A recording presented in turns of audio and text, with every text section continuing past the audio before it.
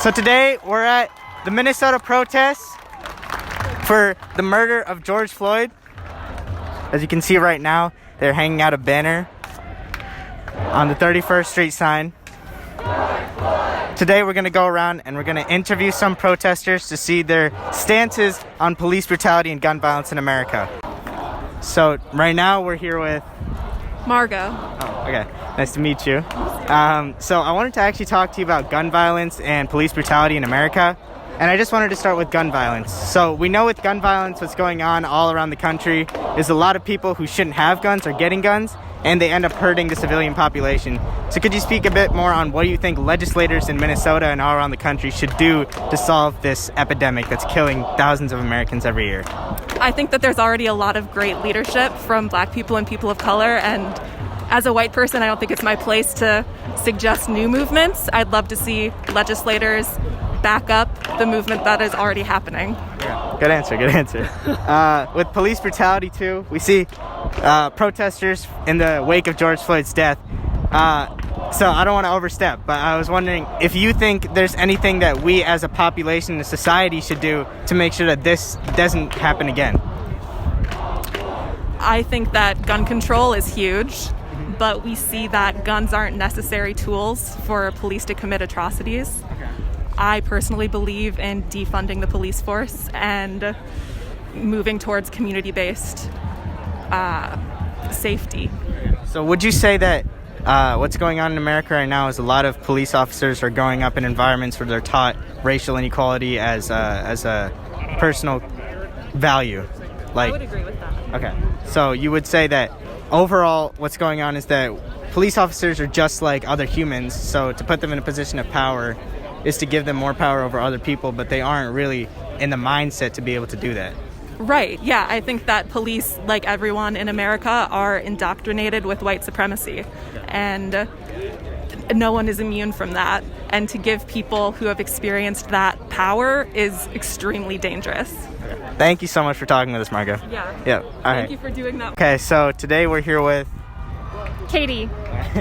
So we're going to ask Katie questions about police brutality and gun violence in America. So with police brutality and the murder of George Floyd, what do you think are the proper steps for the Minneapolis state government to take in the wake of such a hard protest and riots going on? Yeah, I think the Minneapolis police need to, first of all, convict all 4 officers involved, take all 4 officers into custody, and I think they need to work to defund the police office as well. So I work for Minneapolis Public Schools, and there's going to be a vote on Tuesday if Minneapolis Public Schools is going to divest from having school resource officers and MPD, and I think that's one of the steps I'm hoping for the most too. All right. So I wanted to actually just dive in a bit deeper on defunding the, you said police department? Or you said, okay, because obviously I'm a student of public schools too. And the Trump administration has been rolling back a lot of funding for civil rights groups. So could you speak a little bit more on what that is like for you? In terms of like seeing police in our school, in the SROs? Yeah, just seeing police in your school and seeing what's happening to people that are very young all around America that just got out of high school or sometimes are still in high school. Yeah, I mean, I think that a lot of times when we put police in school and in all these other ways, we're criminalizing young people, and especially in our cities, and especially young people of color, and I think that needs to stop, and I think that we need to provide supportive, safe environments for students with the absence of police. All right, that's a really good answer. The last question is upon gun violence. And so gun violence in America is clearly an epidemic, and a lot of people blame it on legislation. So what do you personally think should be done to address this epidemic of people getting guns through legal and illegal channels and using them on the American civilian population and, end up hurting like thousands of people every year?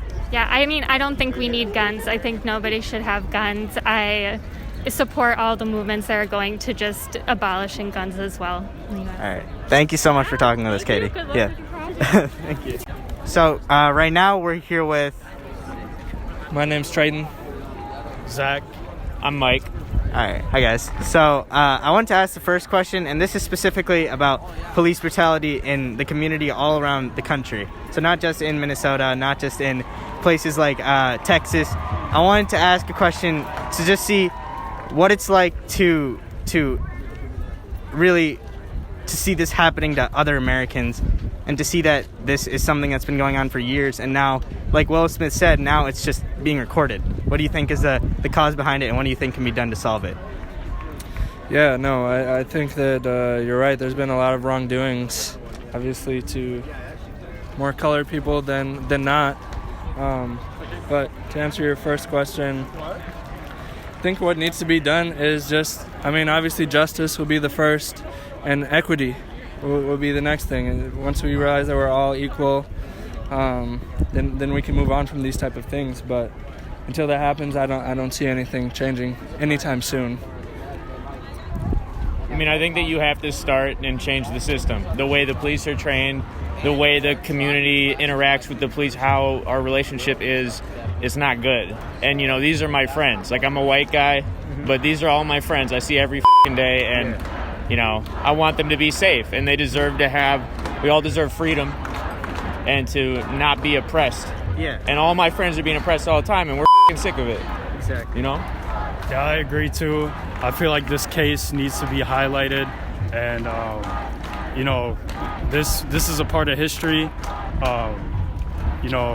George Floyd needs justice, and yeah, they pretty much touched on it too. So also all around America right now, and just the past couple months, not just with police brutality and not just with gun violence, we're seeing that black communities and minority communities are being disproportionately affected with the coronavirus, and we're seeing that there's a lot of rollbacks in civil rights fundings for groups in all sectors of government. To your question about things going on around the country, I think a little bit more so, it has affected us more so now that we're here, seeing it in our own city. Yeah. You feel me? And so seeing it on the news, it's just a video. Yeah. And now that it's here and we're seeing burning buildings, you saw someone get killed in our city for no apparent reason, and it's crazy. So I have a question. They are making it a racial protest, so we have to make our voices come out that this is not a racial protest. This is us, all Americans, whether it's white or black or any culture, anything, but this is everybody's protest. So you're a white citizen. What do you say about this? That this is only for colored people or people, anybody? We all need justice, right? Yeah. I think it's a beautiful thing that we're all getting together. And we're unifying against this. Like, I think this is an important thing, and I'm really happy to see so many faces out here of every skin color, Okay. And so this is the last question. This is just on gun ownership in America, because I feel like this has been a focal point of a lot of racial discussions recently, is we have people on both sides saying that guns are to blame for all of these violences.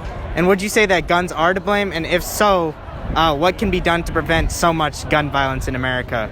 And what can be done to make sure that the gun violence acts all around America just don't happen disproportionately towards a certain race? I feel like everybody has a right to bear arms. I feel like there needs to be like training and laws and against when you can and you can't use it. But Yeah, the sad part is that there is training going on for these policemen that are killing citizens. right. What is their job? To serve and protect, right? That is not at all what they've been doing. I mean, blatantly. But in this case, you see a gun was not involved in this case. Yeah. So maybe it is a little bit past gun violence at this point.